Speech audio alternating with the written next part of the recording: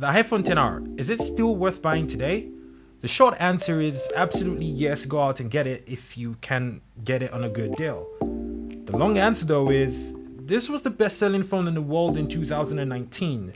Why do you think that is? Ooh, I can taste it. The bittersweetness of taking a shot. A risk worth taking. If it's a shot aloud, baby, Okay, so what is up guys, welcome back to another video. In today's video, I want to talk about the iPhone XR and whether it's still worth buying today, especially at the current prices that you can find this phone going for right now. The first thing I want to talk about is the design and the physical bits of the phone. For all intents and purposes, this is the exact same phone as the iPhone 11, except for a few differences. It has the exact same size, the exact same weight, the exact same screen, the exact same PPI density, the exact same brightness. It's the same phone. The only real differences that you're going to see are going to be in the camera department. On the back, instead of having two cameras, this phone has one, which makes sense because this was the older phone that was replaced by the iPhone 11. Also, the front-facing camera on this is not going to be as good as the iPhone 11, but we're going to talk about that a little bit later on in the video.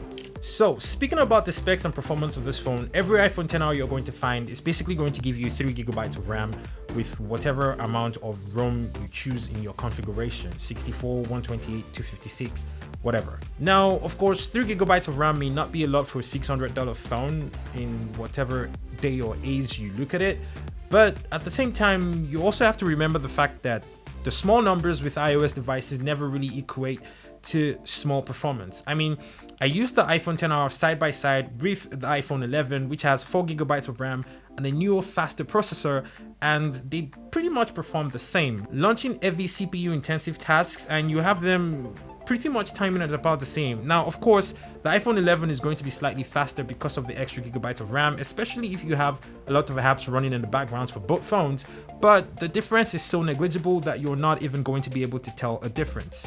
As for the performance, for me personally, texting with this phone, playing games, using Instagram, social media, and doing pretty much everything that I use my phone to do normally, I couldn't really tell a difference between this and the iPhone 11. So performance-wise, it's still an absolute winner for me. Now, speaking on the Face ID on this phone, the Face ID works pretty snappy. I mean, you could literally quickly open up the phone, lock it, unlock it, and the phone is already opened with the Face ID. It works fantastic, it's very dependable, especially in the darkness or when you're heading outside. The only times when the Face ID is probably going to give you a problem is when you're wearing your face mask because, well, you should be wearing your face mask if you're not right now. And that's about it for the Face ID. Now, speaking on the cameras on this phone, this is where things change a little bit. Now, on the back, you got a single 12-megapixel sensor, unlike the iPhone 11, which has two 12-megapixel sensors. One is the main and the other the ultra-wide. This one has just the main sensor, and it's the exact same sensor pretty much as the one in the iPhone 11. 12 megapixels, f1.8, and it takes fantastic photos. Do you actually miss the ultra-wide camera? It depends on how you choose to look at it. I mean, the entire time that I've had the iPhone 11, I've pretty much never used the ultra-wide thing because I am not going anywhere or taking group photos where I would actually need that ultra-wide setting, so I pretty much never used it. It's like redundant. So if what you're caring about is going to be the photos or the videos that you take with the back camera of this phone, you're going to get about the exact same quality as the iPhone 11, so you're not really missing much there. The place where things are going to change though is going to have to be the front-facing camera. This phone is going to give you a 7-megapixel front-facing camera as opposed to the 12-megapixel that you get on the iPhone 11, so there's going to be a significant or a noticeable change in the quality that you can get with the camera for this phone on the selfie camera. Now, that's not to say the selfie camera is bad. I'm basically going to record a video right now so that you can see the quality that this camera is able to give you. Now, at 7 megapixels is slightly more cropped in than the iPhone 11's camera, but it still works fantastic, and I can still use this to shoot very decent video for social media or to even make a YouTube video if I wanted to. Now, also, the capabilities of the camera is going to be where things change a little bit again. Now, you're able to shoot 4K video at 30 FPS, 24 FPS, or 60 frames per second on the back, and that's about how it goes.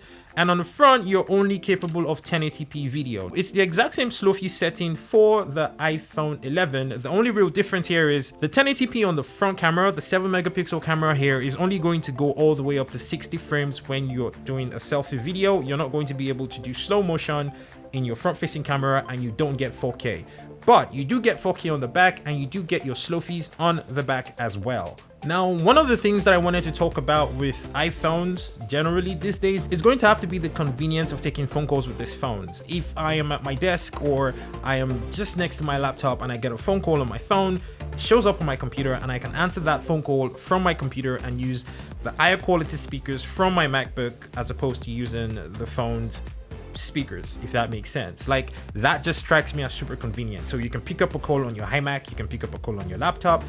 Basically everything in your Apple ecosystem is connected now, so you can take a phone call made for a phone on any of your other computers, if that makes sense. That is super convenient for me. Another thing to talk about is going to have to be the speakers on this phone. Now, it's the exact same dual speaker setup with pretty much every iPhone since the iPhone 7 Plus. You get the speakers pumping from the top and the bottom, and they actually sound really good. In fact, I'm gonna go on Apple Music right now, and I am going to play you something from Apple Music just so that you can hear what this phone sounds like.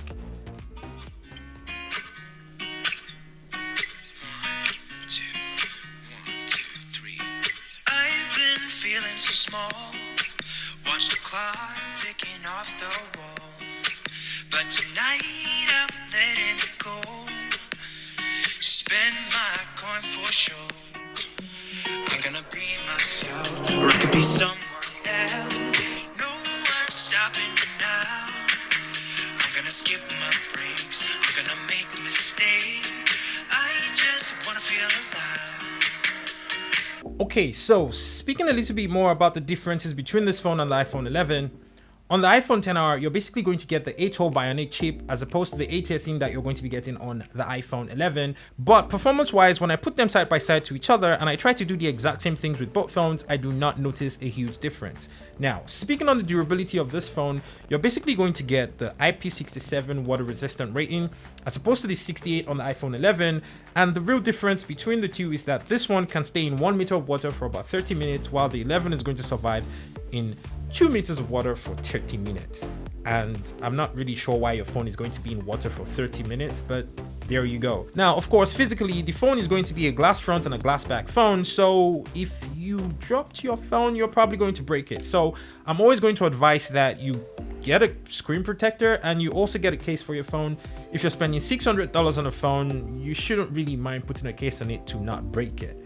Especially because iPhones actually have very good resale value. So if you wanted to sell off your phone and buy another phone later on, it should be better and more easily sold if it's not broken. Now, speaking about the battery life of this phone, you get a 2,942 milliamps per hour battery. Now, that sounds really small. But here's the thing, I believe you get a 3110 milliamps per hour battery on the iPhone 11, but this phone actually seems to outlast the iPhone 11. I'm not sure how that works. It might be a case of the use, but honestly, in the entire time that I've had both phones and I've used them rigorously and extensively, the iPhone XR seems to outlast the iPhone 11, and I just feel like the battery life on this phone is excellent and unexpected. I really did not expect the battery life to be as good as it ended up being. So, what is my final verdict about the iPhone XR? It's an easy phone to recommend, especially if you're not buying it directly from apple.com. On apple.com, this phone is still going for $600 for the 64GB version. And if you wanted to get 128GB, you're paying a little bit extra.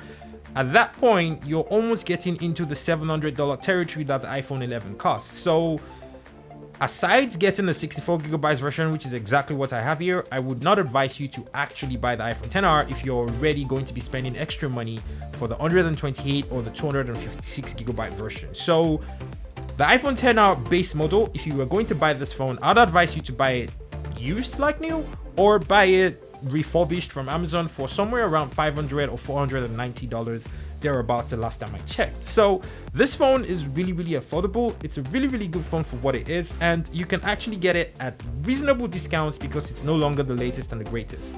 But performance wise, it still feels exactly like the latest and the greatest, and there's pretty much no difference between this phone and the iPhone 11 minus the camera capabilities and the extra wide angle camera on the back. So if you really need that wide angle, then the iPhone 11 is probably your choice, and if you don't, then you know what phone to buy. Thank you so much for watching this video, and I guess I will see you on another video that was shot by Kagan. Peace. The kind of